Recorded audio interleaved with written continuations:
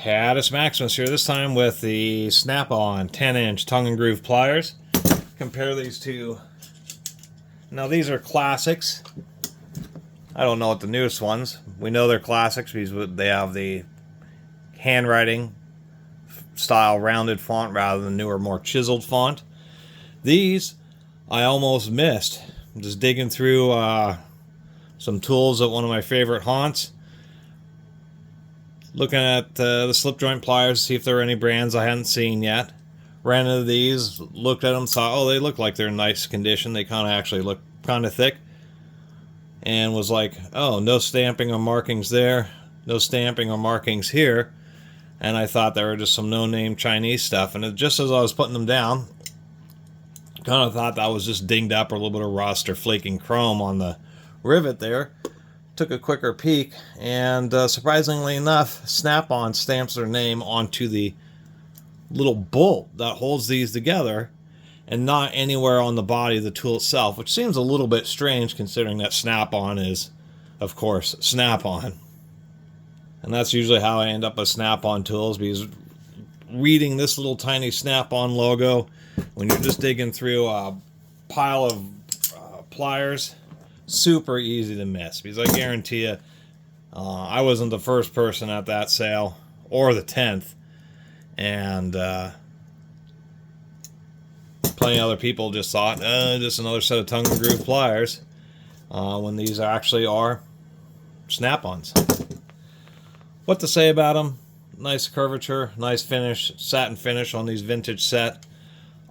On socketry and ratchets and Bach combination wrenches, they always have like a little special shape, a little date icon.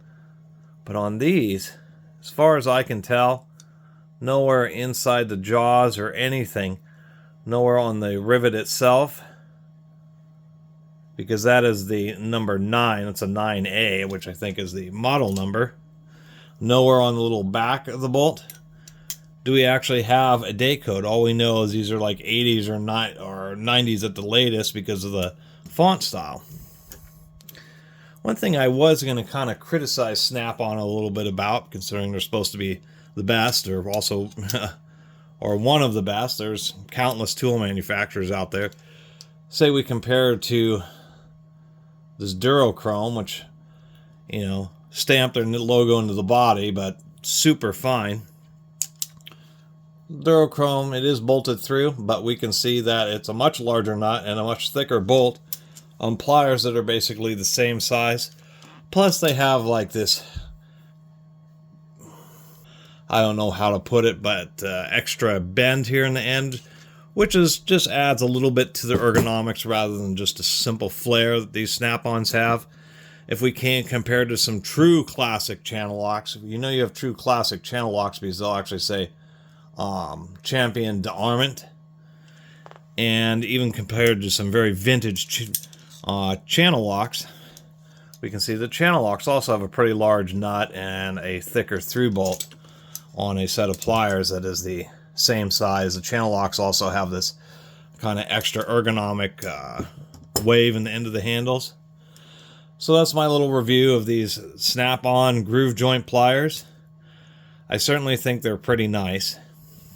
You know, channel lock for a long time has added this extra little flange of metal material there. If we try to stack these up so they're aligned,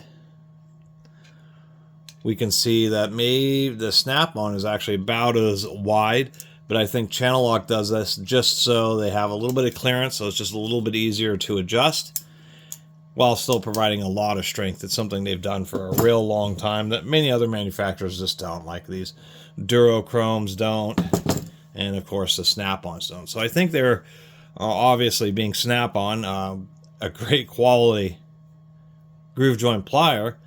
I just think that their center bolt is just a little bit thin, especially considering the competition. Maybe they're thicker now, but back in the 1970s,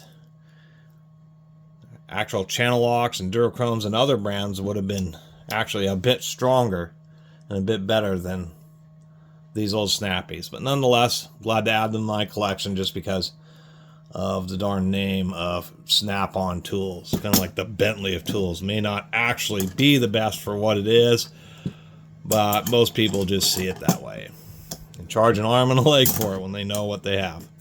Anyway, thanks for watching.